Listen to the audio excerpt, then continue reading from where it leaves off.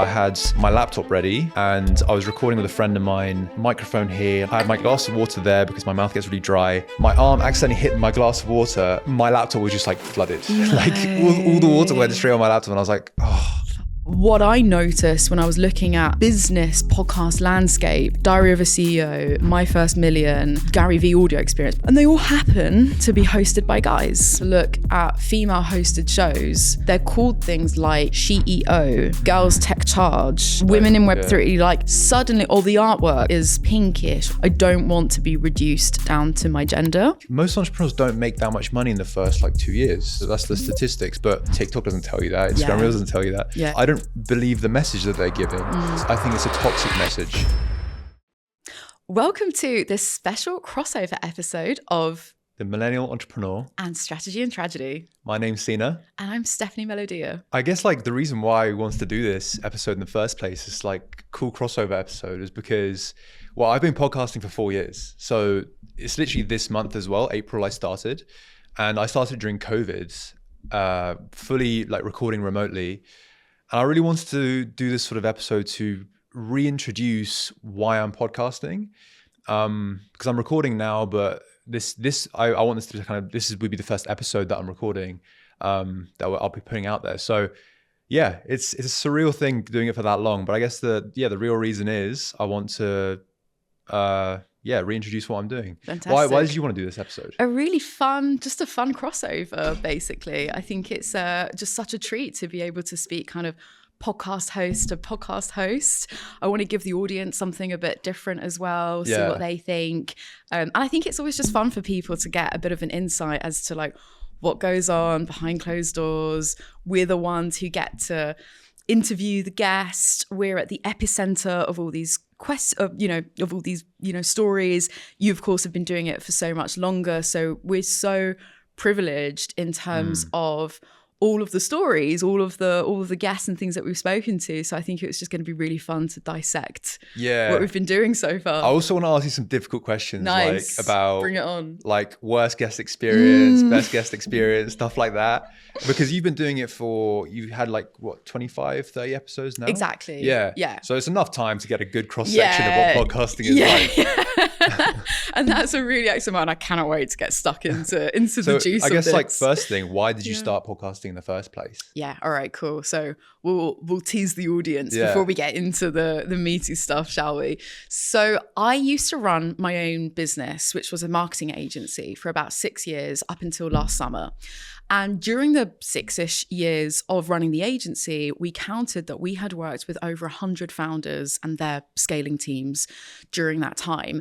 And not only is it, that kind of 3-digit number in terms of clients, but of course, the amount of other people that, we spoke to in the network. I'm also a VC scout for Ada Ventures. I wear a couple of different hats. I'm just, a bit of a networker as well. So all of that is essentially to say that I was also very privileged to be at the epicenter, again, of all of these founders, all of their experiences, all their trials and tribulations. But of course, not being publicized and me being the one hearing everything and at the epicenter of all these different stories and struggles was like, oh my God, you have no idea that so-and-so is also going through the same thing. Yeah. Or I would always connect them and always try and do what I did, do what I could to help anyway. And honestly, I think I'm really, really curious. I think there's a bit of an unfulfilled childhood dream of, being on TV, being a host. So wanting to create that for myself as well. I want to do more public speaking. So all of that, has combined to lead me to creating the show. How about you, Sina? Yeah, it's a funny one because I wanted to just ask you questions based on your answer. I know, we're both hosts. Yeah, I know. And we both want to interview each other. The reason why I started is because, so I was at university, I hosted a lot of, I was vice president of the Entrepreneurship Society, and I hosted a lot of events there, basically inviting alumni to come in and do talks around starting businesses and stuff like that. And I always found that the ones where the business owner was an actual alumni, like a recent alumni, that really resonated far more than someone that, even though they were more successful, but they were a bit older and maybe a bit more further along in their journey, that didn't resonate as much with our audience. And I felt, after I graduated, and then COVID hit, I was a bit bored really, and I wanted to have a hobby where I could kind of do what I was doing before, but in a more scalable way, if that makes sense. And I felt like I was looking around and there weren't really any podcasts that focused on younger business people. Loads of podcasts out there that, they do amazing work. Stephen Bartlett's podcast or High Performance and a lot of other podcasts out there that exist.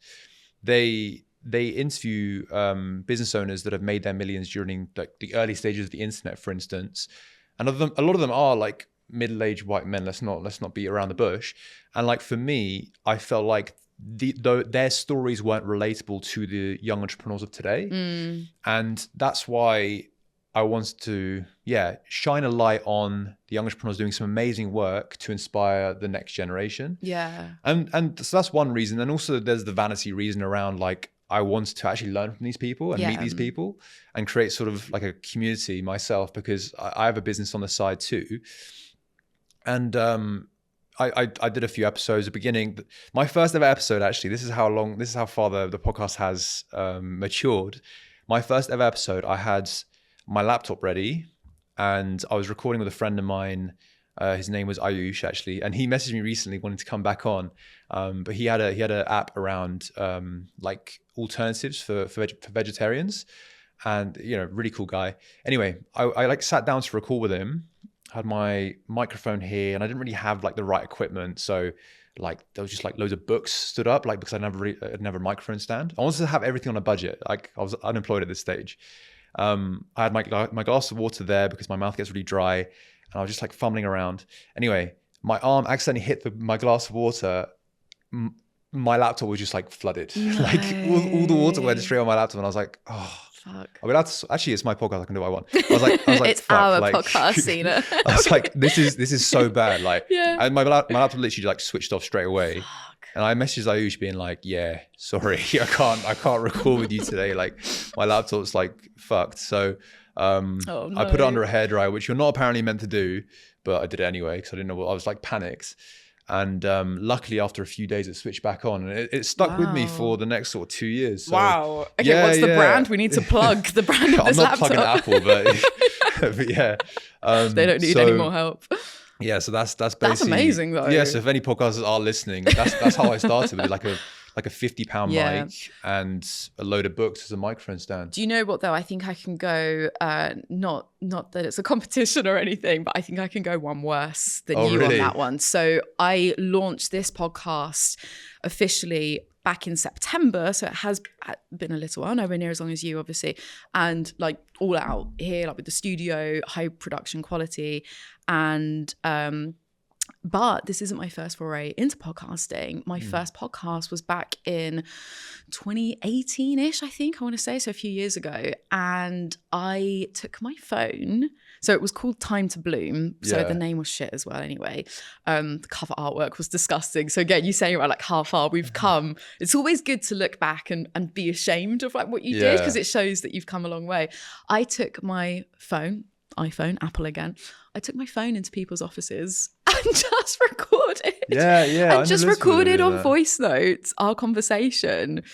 And obviously it wasn't videoed, but it was just the audio of the conversation. I'd put that out as a podcast, and I only managed to get about 4 episodes into it. So I didn't take it as seriously as I am now, but it's funny thinking back to those early days, isn't it? But when you were doing those voice notes, what made you want to upgrade it from then to this? What was the light switch in your head? That actually is a fantastic question, Sina. Don't you love it when guests tell you that you've asked a great question? Oh, yeah, great. I know that you're just buying yourself time for the answer, but thank you. That's a good question. So I started the Time to Bloom. Do you know, I think it was actually, I don't think it was 2018. I think it was 2019. And the reason I say that is because I was fully intending on doing a season 2, lo and behold, in 2020.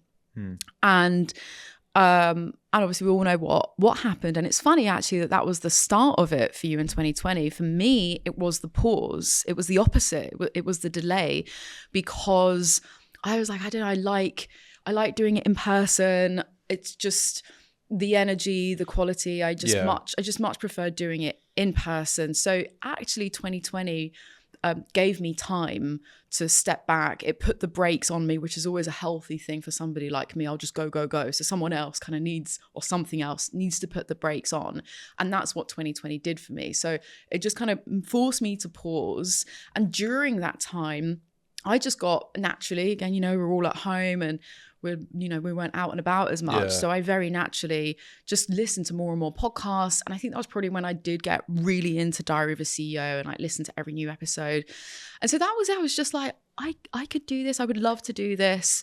And it's funny you mentioning some of those other shows, like Diary of a CEO, High Performance Podcast, all of those other shows, because I then did a little bit more research and there was this really annoying discovery. You saying that Millennial Entrepreneur, for you've got more of kind of the age niche, which makes perfect sense because we've been born into a different era. It's more relatable. I totally get that. It makes perfect sense. What I noticed when I was looking at the business podcast landscape is that you have these shows like Diary of a CEO, My First Million, High Performance Podcast, the Gary V audio experience, blah, blah, blah, blah. And they all happen to be hosted by guys, right? Mm-hmm. And then as soon as you start to look at female hosted shows, they're gendered. So for example, whether it's the name, the artwork, or both, they're called things like CEO, Girls Tech Charge, To All My Sisters. Women in Web3. Women in Web3. Like suddenly, or the artwork is pinkish or lilac or whatever. And, I'm not ashamed of being a woman or anything at all. But I do have very strong views on gender equality and feminism, which we won't talk about today. But for me, it's too reductionist. I don't want to be reduced down to my gender. And so that was a really big ambition of mine, and still is with the show. I want it to be successful in its own right, that just so happens to be hosted by a woman. So that's where like the name, the title, Strategy and Tragedy has got nothing to do with women. It's not gendered. The artwork is black and white. So I want to be operating, and this is kind of my approach in business as well. I want to be operating on that side of the playing field and being taken seriously in that meritocratic way. So it's very nuanced, because it's like, well, you kind of have to work harder as a woman and all the rest of it. But like, I just don't.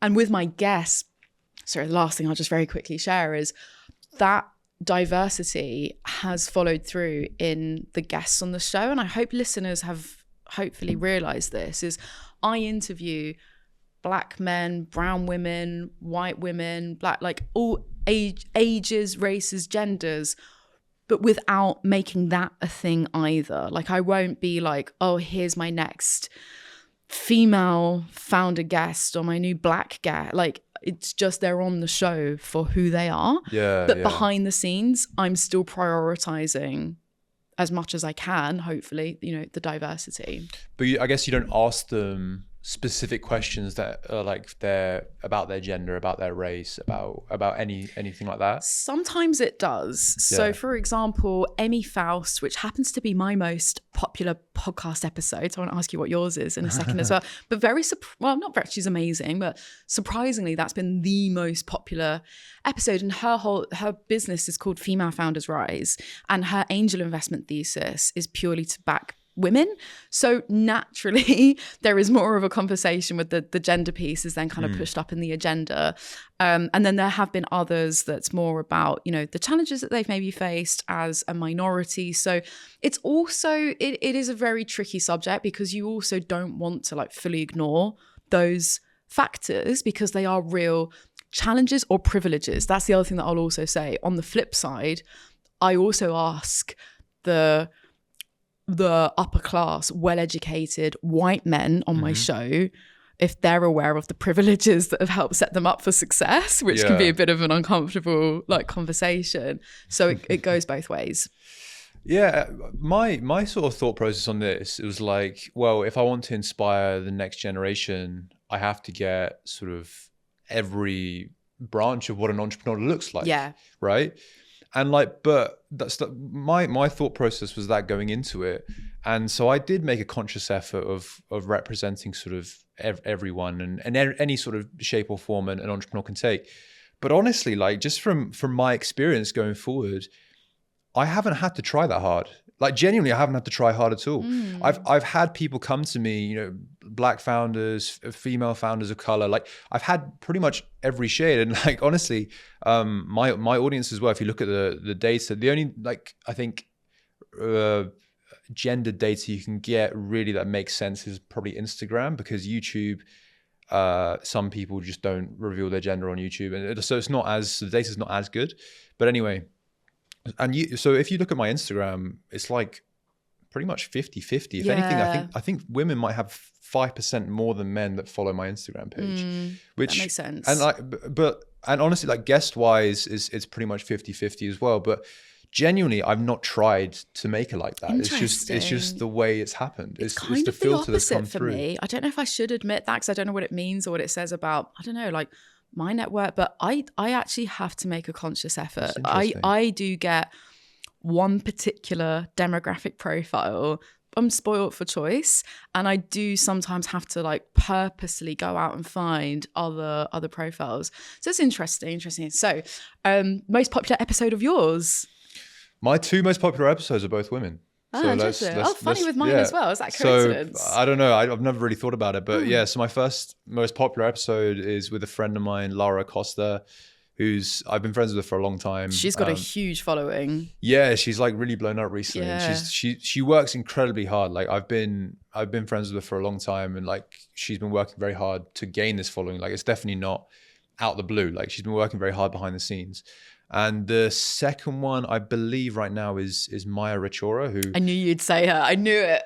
Yeah, you'd asked me to guess. I would have said everyone Maya. Everyone knows Maya these days. She's cool because Maya and I went to university together. I didn't know that. Yeah, we went to university together, and in Bristol, right? In Bristol, yeah. So she was, I think, the year below me or the same year. That's amazing. She had a podcast herself that not many people know about, but she had a podcast herself with a friend of hers. And she messaged me when I first started, I'm pretty sure, being like, can you give me some advice around like starting a podcast, growing a podcast, stuff like that? And we had a call, we got on, and she's amazing. And then just all of a sudden she just like blew up. She's it was crazy. Blown up and as well, yeah. she's been, I love her messaging. I love like what she's doing. It's extremely positive. And she's actually been someone that I've been trying to get on for a while, because when she blew up really fast. It was like out the blue. And her messaging is very sort of, it's very precise. Like I was going to say, she knows what she's talking about, but really it's like that one very niche topic. Yeah. Which I guess is why it connects so well. Yeah. And I was trying very hard to get her on. And eventually, she came on, which is good. But my third most watched is a friend of mine called Ian, and he lived in Kenya. He was a childhood actor. And then he like left his life to become a monk, and yeah, he's got some views that and about like the self and spirituality and stuff like that you would never think of. And that episode, even though it's maybe the third most watched, is the one that maybe gets the most sort of residual views, because people come back to it, and the retention rate on that is like very high as well, because people just really like listening to him, really. Yeah, I can imagine. And it's really interesting with those top two episodes of yours, because I was just wondering about how much their own following respectively, so Lara and Maya, they've both got such huge profiles, such huge following, just that automatically by default would make, because they've just got the higher reach, versus, not to undermine them whatsoever, because I think they're both phenomenal, but like versus the actual subject matter, the content, which perhaps maybe comes through more in the episode with Ian, right? It's just the same with business. It's like the analogy with business is if you throw enough money at it, if you've got enough venture capital investment, then like obviously your chance of being a success are higher versus but I guess they have built an audience, and they built an audience because people like their message, right? And for sure. Like Lara, for instance, I'm pretty sure I was her first or second podcast she ever went on, so it was one of the early ones. And she was actually the first person I had in my studio in Brixton, in actual fact, like if you do listen to that episode, there are a few sort of hiccups in terms of the microphones and stuff. Just That's be like, funny. we only just like recorded there for the first time. Yeah. But yeah, so Yeah. we've been friends with for a while. But what I found interesting is that it wasn't the whole, because those three, they don't talk about like making a ton of money. They don't talk about like another reason why I like having this podcast as an asset really is like, there's so much toxic information out there when it comes to young people and entrepreneurship. It's become like, I guess, think about how rock stars were thought of before. Totally. It's honestly turned into what entrepreneurs are now. Yeah. People see, and where do people get this inspiration from? Like young people get this inspiration from TikTok, Instagram Reels, all this short form content from people that might not even be business owners or entrepreneurs, and they're showing like a day in the life and all this type of thing, and they're showing the absolute best parts of entrepreneurship that it's the highlight show reel. Highlight show reel. It might be exaggerated. They might just flat out be lying. They might be trying to sell you their course and stuff like that. So it's very disingenuous, but those are the ones that get the most views. Those are the ones that go the most viral because they're the most sort of extreme. And so young people now grow up thinking, I want to be an entrepreneur, and I know I'll get rich really, really fast. They get lured but in actual for the fact, wrong... like most entrepreneurs don't make that much money in the first like 2 years or 3 years, For sure. if at all. Like most businesses fail, right? That's the statistics. But TikTok doesn't tell you that. Instagram Reels doesn't tell you that. Yeah, you're so totally right. A huge reason as well why I want to have this podcast space, and I have turned down a ton of guests that, even though they have a huge following that I know would probably come through to my video, is because I don't believe the message that they're giving. I think it's a toxic message. So how do you turn them down? I guess you don't say that to them. I just say it's the wrong fit, or you know, I'm already pretty much oversubscribed and stuff like that. Or I'll keep you in mind for future episodes. And I do sometimes, like if I'm sort of on the fence with it, I do sort of like follow their content for a while and see sort of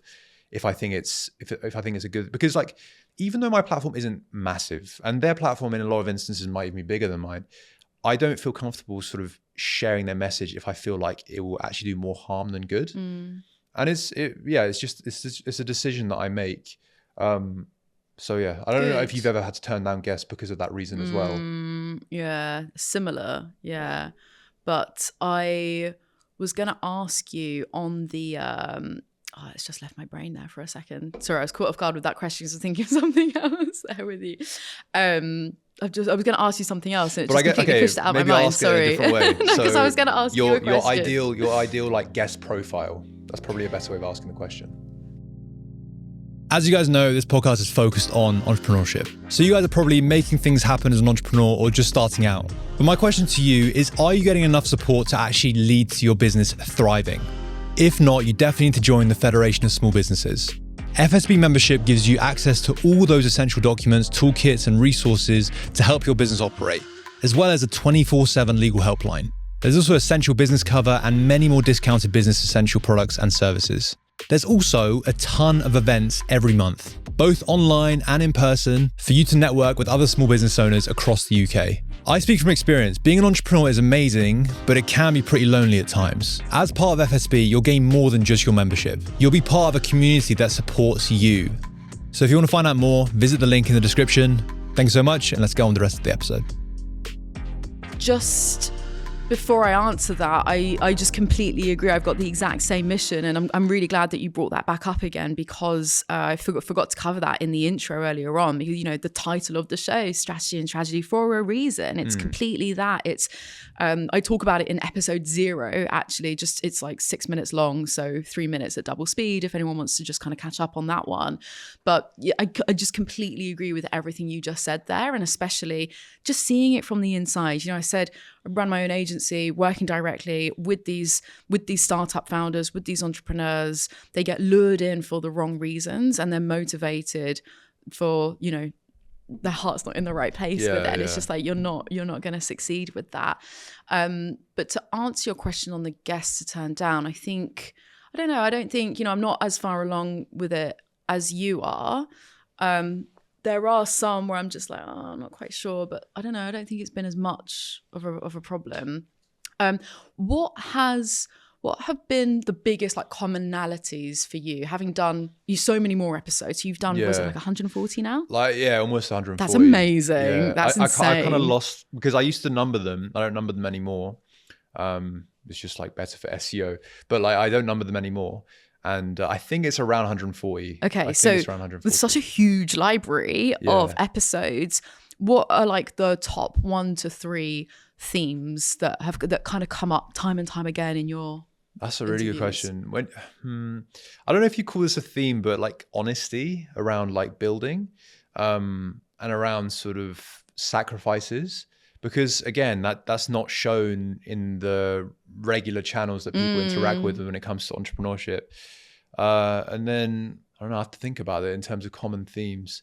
Because for me, like it really jumped out. And I think it links back to what I was just saying before about with the diversity of the guests. So like despite interviewing people of different backgrounds, ages, races, for me, it really jumped out. Maybe it's easier because I've not got as many episodes under my belt. Yeah. But after doing, like 3, 5, 10, 20, oh my God, the same stuff comes over. For me, for example, like one of the biggest common themes has been the appreciation for founder self-care through entrepreneurship. That's been like repeat again, whether you're a man or woman, whatever gender, race, that's been like, that was like a big lesson. Like I should have taken better care of myself instead of just like running on fumes. It's a strange one though, because you really do meet so many different sort of founders, because some founders say the whole like, I guess, promoting the whole grind culture of, you need to work extremely hard, like crazy hours, and that's the kind of way to succeed. But have you heard anyone say it? Because I feel like people say other people say it, but no one actually does. Everyone knows it's wrong. I have had some people say it, but as I said before, like I have turned people down because I don't agree with the message that they're saying. But then you get on the other hand of like just not promoting grind culture at all. But it's a strange one, because I'm ambitious myself. I do work hard, but it's like, what's the line between like grinding very, very hard and sort of sacrifice? Because there is a level of sacrifice, even if you do work hard. But it's like, what is the line? And it's difficult for me, because I'm like, well, yes, the decision that I make for myself is myself, but you and I, we have some sort of a platform, and it's like, what are we trying to promote here? It's totally personal and subjective, isn't it? What I found is a lot of people, myself included, a lot of my guests, unfortunately, have had to discover where that line is the hard way. Yeah. And so like, I've been through burnout twice. I've had founders on the show who've been through much worse, who've either like developed a new illness or, disease, like long-term sort of problem, or like chronic illness off the back of like what they put themselves through, or similar. And it's like, it's not that it's too late, but it's kind of like you've been there, you got your fingers burned. It's like, you can tell a child that flame is going to hurt, don't put your fingers in it. But until you do, ouch, okay. Sometimes you have to do that to kind of learn from it. What I would just say on this interesting topic though, is the more dangerous aspect is tying your identity to your self-worth, to your productivity. And I think especially as a founder, like it's bad enough if you're already hardworking, conscientious, and you've got a good work ethic when you're employed, when you're working, a standard job, if you like. But when it is your own company, it does become so intertwined with your own identity. And so therefore it becomes even harder to divorce the two, if that makes sense. So I think that's something that's a message that I would just want to share here, is the success of your business is also dependent on factors that are out of your control. As the saying goes, you're better off being a good company in a great market versus a great company in a bad market. And I think especially now in the past 18 to 24 months, we've been through like a lot of turmoil in terms of the wider, macroeconomic climate. And so there's just it doesn't matter how hard you work, there's some stuff that, the odds are stacked against you. And, going through the rejection, the failure, however you categorize that, it is all lessons. It is thickening up your skin. It is resilience. The main thing, you know, it's such a cliche, but it is picking yourself back up again and going back for it. So, yeah. What's been your top 3? You didn't answer that question. The top one was with Emmy Faust. And what's interesting actually is, I was going to ask you a similar question here, is my podcast, I'm really curious to ask you about this as well. My podcast performs so differently on different channels. Yeah. So the pure podcast in terms of like episodes and listens and downloads is Emmy Faust. I think, I can't remember the exact number, it might be 22. But then on YouTube, it's with a guest called Anu Obe. If I put any clip of her, it's like, really? it does well. Yeah, exactly. Crazy. And then YouTube, I feel like YouTube is a bit skewed because I do the collaborator post. So if they just have a good foot, then like automatically it's going to get a higher one. And then like LinkedIn is something different. TikTok is something different. So yeah, it's really weird. Does the same happen for you, or is it just universal? That's a good point. I mean, honestly, I've stopped looking at like Spotify, Apple Podcast stats. Oh, like, that's healthy. Genuinely. That's good. Yeah. Because I kept refreshing it, but also like I would see that I was sort of charting in a certain country on Apple Podcasts. Wow. Well, like, yeah, it happens. And then I would go on like Apple Podcasts, or I go on like wherever I get my stats from, and they'll say like, oh, you've got no listeners in this country. And it's like, or like a few listeners in this country. I'm like, well, it's something that doesn't add up here, because I'm like above certain podcasts that I know they're getting really good views. But then you go onto YouTube, and like YouTube's got far better stats than like the podcast platforms do. So I'm putting all my sort of concentration right now on growing the YouTube now, because and better for monetization as well, I think. Yeah, it's also better for the discovery too, because like if you put loads of effort into Spotify and Apple Podcasts, they'll never promote your stuff. Yeah. Whereas YouTube, if the retention rate's high or whatever, then it will get pushed out to more people. Yeah. They're more supportive of creators, aren't they? Yeah. So that's why I'm trying really hard to push the YouTube, because I feel like I've sort of reached the limit almost when it comes to Apple Podcasts and Spotify. Like because I feel like podcasting is kind of broken in that sense, because other platforms, like, they promote it for you, but Apple Podcasts, Spotify, and all the podcast platforms, you have to kind of do on Instagram, or you have to do on TikTok. You have to do it on a separate platform for people to go onto your audio platforms. Yeah, you're totally right. That doesn't exist anywhere else. No, you totally hit the nail on the head. It's kind of like, I don't know, if you had like a Facebook ad, for instance. Yeah. And but you couldn't press the link to go to the product. You have to like type it in yourself onto Google. That's almost what it's like.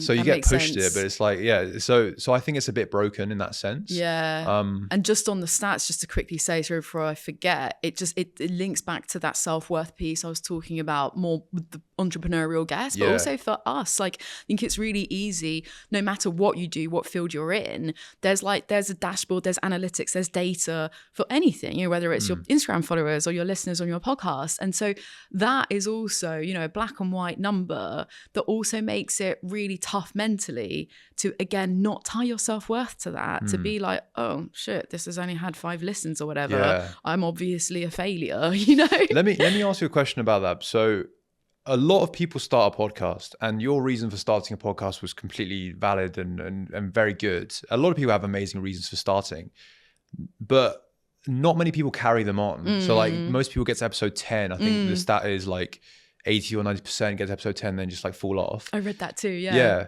But you've gone past episode 10 now. You've gone to like 25, 30, and you're definitely going to carry on. So you said the motivation for starting, but what was the motivation for actually carrying on? It's another great question. Just, you know, I guess it's just the enjoyment, like the personal fulfillment, and similar to what you were saying before with having the luxury of getting to meet such a diversity of people and their stories. It's kind of like a research project as well. Yeah. You know, it's kind of like I get to do these like one-on-one qualitative interviews with guests to keep kind of feeding that research piece. Bigger question for you though, obviously the fact that you've gone so much further than 20, 30 episodes. How have you, I guess not what's kept you going, although I'd love to hear that as well, but more, how have you stayed motivated throughout that longer period of time? I haven't said this to many people, but like there was a point where I just like wants to stop. Like I kind of fell out of love with it.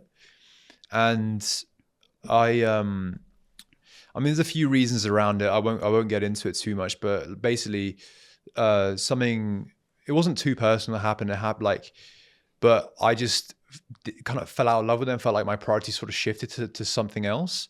And so I was still recording, but I could sort of feel myself like not really enjoying it as much as I used to. This is around sort of episode 50 or something. So I was like, well, I've been doing it for so long. Also, I was still recording virtually, so I wasn't doing much video, and the video quality like wasn't that great anyway because it's virtual. And like the YouTube, I hadn't started the YouTube yet, so it was all on the audio platforms. The viewership was like, it went up and down. But it wasn't, the general trend wasn't going up. The general trend was just like this. And like some weeks would be better than others, but it would all sort of be really like the trend was like basically flat. So I was like, well, I'm not growing. I'm not enjoying it that much anymore myself. So it's like, why carry on? And that's when I saw sort of more clips happening and just more stuff happening in terms of the visual aspects. So like videos. I was like, well, maybe in order to succeed, I have to do that. And I started having like more conversations around just things that I want to talk about. So more sort of founder happiness. So instead of asking around like, oh, how did you raise your funding round and stuff like that, which I still do ask, but it was more around like, how do you stay motivated and stay happy as a founder? And how do you balance, say, like relationships with being a founder and stuff like that, which I felt like was very relevant. That's when I sort of started finding my voice a bit more and started finding my enjoyment more. And then I started putting more clips out there, and then obviously got a studio in Brixton and started recording them like video. That's when the growth also started picking up. So yeah, it took me like maybe 60, 70 episodes before I started actually gaining an audience. Obviously for you come at it from, this is maybe your second time doing this podcast, like a podcast in general. So you come at it with that sort of lesson where, I mean, if I was starting a new podcast now, I have like zero doubt in my mind that it will grow because I know how to do it now. First time I didn't really know what I was doing. So yeah, it was difficult at the beginning and the middle. But now I'm just like, if I'm not doing this, I don't really like know what else I'd be doing, you know, because I do enjoy it a lot and meeting, you know, other young founders that are doing some amazing things. Yeah, nice. I love that. And what I would just, my comments off the back of that is I think it's so natural to be demotivated when you have to have some sort of reward for the effort that you're putting in, just like for any, I know it sounds so obvious, but especially, you know, we're talking about whether it's podcasting or entrepreneurship, there is only so long, you know, I know resilience is a buzzword, but it's like, yeah, but until when? Like we've all got our own reserves. It's a very, very human thing to run out of steam, whether it's physical, whether it's just motivation. So if you're not getting some sort of reward, again, you know, without tying your self-worth to the metrics and everything, but you've got to see some sort of upwards trajectory, whether it is in the community that you're cultivating or the caliber of the guests that you're interviewing. Yeah. So I want to say that first and foremost. And secondly, kudos to you for kind of pulling yourself through, but doing it in a way that revisits your personal motivations, what actually is going to keep you interested to keep going. So it's highly commendable that you're now like 150, you know, you got past the 100 mark. But like, that's amazing. But Stephanie as well, like, another thing is like, that's when my audience started growing as well, because I felt like once I found my voice and once I sort of start asking the questions where, you know what, I'm just genuinely interested in asking this. So rather than being like, this is what you feel like you should ask. This is what this podcast host would ask. This is what this it's like, what would I actually ask as a person? Sina, I've done this so much, and this actually makes me think of another. I've got so many questions to ask you, but I know we don't have lots of time, so let's try and squeeze as much as we can. But you've just made me think. I just laugh so much with you saying that, because I have interviewers that I really admire and look up to, and I want to ask you who you do as well, but I'll just quickly share. So I look up to, I've got a few kind of eccentric, you know, eclectic inspirations. So Sean Evans of the Hot Wing Challenge. Yeah. I really respect him and his interview style. And I think it's really impressive, just to start how much research out there. I love it. And it's so funny you say that, because like sometimes I will listen to an interview of his and I'll sort of get into that sort of headspace and try and ask a similar sort of question and I'll fail. At least for me, I'm like, oh, I didn't. And you're so right touching on that, because I'm sure no one else notices, but like in my mind, I'm thinking like, oh, I want to take a Sean Evans style here, or who else do I admire? I don't know. There's a list of loads of others, but like, who do you look up to? No, he's really good. I do like his style, but I think as well, another cool thing that I've seen is that interview styles have evolved so much. Like before, it was it had to be very professional. It had to be someone with very professional, like a very professional demeanor, very good questions, not even in-depth questions as well. It's like normally quite surface level questions. And if you look at like newspapers and magazines, they still ask these sort of questions. Yeah. That's the old form of media. Or like, or like sports journalists as well, because they just ask like, oh, what do you think about the game or whatever. It's just very surface level stuff. Yeah. But I mean, they don't have a ton of time, and celebrities, football players, they can be a bit hot-headed sometimes. So I get it. But as kind of stuff's evolved and new mediums have come up, you get like Amelia de Moldenberg, who like is very awkward. That's her sort of interview style. But it's like that resonates with so many people. And you get your guy as well. Like it's very good as well. One that I really like is Jake Humphries from High Performance. I think he's like very underrated, because although he worked for Sky and or like BT Sport, like worked for like as a broadcaster for a long time. I like how he can sort of take different questions, like sometimes surface level, sometimes like very deep. But I always kind of find myself thinking, that's exactly what I would ask. Like that's exactly what I'm thinking. So when he's asking the question, I'm like, oh, that's what I was thinking. Like that's what I would have asked. That's exactly the goal. Yeah. That's exactly it. When you ask the question that you're hoping the listener is also wanting you to ask, that's what I really But he hope. also asks in a very coherent way. Yeah. Whereas sometimes when you're thinking about a question, you're like, how would I actually put this into words? You know? And I feel like I struggle with that as well, actually. I'm definitely like my worst self-critic. So I feel like there's room for improvement with me on that. You've also made me think of Grace Beverley, with you just saying about, interview styles having evolved. And actually, she really gives me a big confidence boost. If I listen to an interview of hers, I was actually just listening to one last night. It gives me a confidence boost to be okay with being a bit more casual and relaxed and chatty. I'm like, okay, I can definitely. So you're totally right. There's so many different styles and approaches. But let's get into the meaty stuff now, as like a reward for the listeners for like bearing with us. I was pretty meaty in my opinion. Okay. I'm going to get even meatier. What's the meaty stuff? I'm going to bring out the T-bone steak. Well, you said at the start about, worst guest experiences. Oh, worst guest experiences. Okay, I'll let you go first. I need to think about what to say. Go ahead. Oh God, now I need to think as well. Okay, I was just too excited to hear yours. This is so funny. I loved it. It was spilling the tea now on this one. My worst guest experiences. I obviously haven't had like that bad. Like they have all been great. I would just, do you know what? I actually think it's more how some of them have behaved in the before and after. Yeah. It's not, the interview's totally fine. The interview's great. Like you sit down with someone, ask them a load of great questions, hear their stories. But it's either the beforehand where maybe they're just, and I empathize, maybe they haven't really done it that much. They're nervous, but like, they ask a bunch of stuff beforehand. They want to know like, how's it going to work? What questions, things like that. I'm like, it's fine. Like, and it's just, there's already so much to do as well. You just want to get into it. And then afterwards, I do have to share with guests. I'm like, look, this isn't going to be a back and forth with approvals on the edit or anything like that. It's not, you can't, and it's difficult. I don't like that at all. It's difficult for me as an ex-agency owner as well. And I guess being such a people pleaser to not to be like, look, I'm going to put it out there. I'm not going to get your approval from, like, I do always say, like, if there's something, if we mess up or there's something you've said, then, you know, let me know straight away, but I'm not going to send you the cut for you to approve before it goes out there. So there have been one or two instances where we've gone through the whole editing process. You know, it's my time and my money that I'm putting into it as well. And they've seen that and they want me to like tweak something or cut or edit. And it's like, not really. How about you? I think the ones that I guess most people don't see is just guests not turning up. That is so irritating.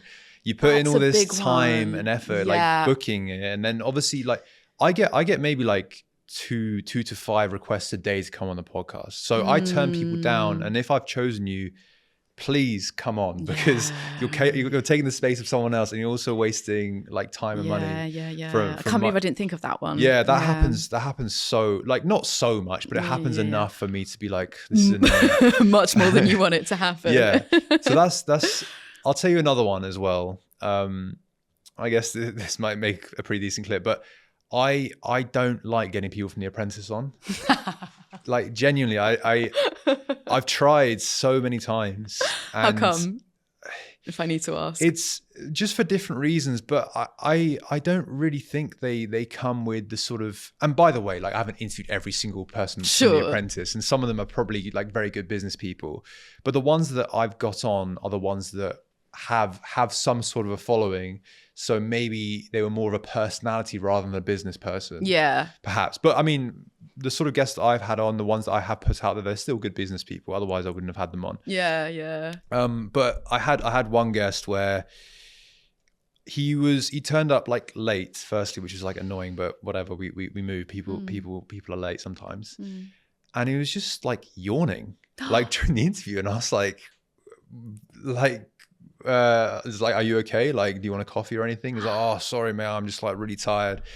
I'm like, okay. Oh my God. So that happened. And then, it must have happened like 3 or 4 times. You made me think, I don't think anyone has ever that was so much as given like a single yawn on my show. That wasn't great, that one. That's crazy. But so that's basically it. That's what's happened. But also I was asking him questions about The Apprentice, which is like the main thing that everyone knows him from. And he was like, oh, I can't really remember, to be honest. And it's like, well, this is like the whole reason. So like, can I, like, what else is there really to ask? But because I had all these questions, I was like, okay, because those are the things that would make the good clips, right? That's the things that I guess people would be curious about is, I don't know, does it actually take you 20 minutes to get ready, or like what happens behind the scenes of The Apprentice? Yeah, those like, details. Does Lord Sugar come in like 50 times before they pick the right one? Like all these small things. Yeah. And he's like, oh, I can't remember. So, that's so disappointing. So I didn't really get anything from that. Oh, Sina, that is crazy. This has been so much fun. I definitely feel like we could go on for many more hours. Sure. It's been a real luxury to get to, you know, share my experiences, hear about yours as well, have this kind of podcast host to podcast host kind of chinwag with each other. Final questions to leave this on. What have we not already covered that people would be interested in? I think the best question to end on for this would be, where do you want the podcast to go? Yeah, it makes complete sense. Well, I definitely want to knock Stephen Bartlett off his pedestal, give him a run for his money. So that's my one. How about yours? That's a good one. I think getting more sort of messages from people saying, you know, this episode really helped me, or I really took inspiration from this. That's like those individual messages rather than the whole sort of growing it by 200% or something like that. Those individual messages hit me far greater than the trajectory. I love that, Sina. So that's what I really like, and I do see every message. If anyone like sends me messages, I do read them all. So sweet. I love that. I feel like my answer was such an egotistical show. I think everyone wants us to outperform other podcasts. That makes sense. But yeah, for me, I really like the impact side of things. For sure. You're totally right. If I get an individual message, I'm like, oh my God, because it's fine. Because when we're doing this, we always forget people listen. That's what I was going to say. It's it's hard to, it's kind of easy to forget that we are in the ears of one particular listener. Yeah. And you're totally, especially with some stories where it's really like someone's gone through some really heart-wrenching stuff. I'm first of all like so grateful to the guests for sharing like some terrible stuff that they went through. For example, this woman called Melissa Chambers, just like, you couldn't make this stuff up. She went through the stuff that was like her house burnt down, her kid got diagnosed with cancer. It was just like one thing after another. The people who she'd brought into her business, they then took it over. It was just like horrific. Like, it's literally just like one thing after another. And I think it's like the way she is as well, she is a mum in real life, but she definitely gives off that really maternal, like soft maternal vibe as well. So she was like telling this horrific story, and in this way, from this lovely person, and to stuff like that, where I think when the guests are really vulnerable, they really share this horrific stuff that they've gone through. I think that really impacts certain listeners, where it's like, it's either like, okay, I'm not the only one. So I think there's so many, you know, there can be these dark days. We were saying before about how tough entrepreneurship really is. And there can be these really dark moments. So if you're going to a podcast, if you're going somewhere to hear that like you're not alone, there's some inspiration, you'll pull through it, someone else has been through either something similar or worse, then it, you know, that feels nice to be able to like provide that to someone. I'm honestly just, I wanted to like backtrack on my very egotistical answer to the question. I do still want to knock Stephen Bartlett off his pedestal. So. That's fine. Yeah, that's fine. All right, Sina, this has been so fun. It's been a pleasure. Thank you so much. Thank you so much. I'm glad that we've got this like shared space for this shared episode. It's very, very cool. I've never done anything like this. Yeah, so me neither. It's a very cool experience. Yeah, so thank fantastic. No, hopefully the listeners have enjoyed it as well. Well, thank you so much for listening to this special crossover episode of The Millennial Entrepreneur and Strategy and Tragedy. Thank you so much. Take care. Thank you so much for clicking on this episode of The Millennial Entrepreneur. The ambition of the podcast is to share relatable stories from young entrepreneurs doing some incredible things to inspire the next generation, including you listening wherever you are. We've been doing this podcast for over 3 years and the ambition has not changed. The only thing that has changed is the scale of where we want to go. We want to bring on bigger guests for you guys to show more and more relatable stories from young entrepreneurs across the world. The majority of you guys watching or listening haven't subscribed to the podcast yet. All you have to do is click that subscribe button wherever you're listening, Apple Podcasts, YouTube, Spotify, and that will allow us to bring on bigger guests and ask the questions that you really want to hear. And it really is that simple.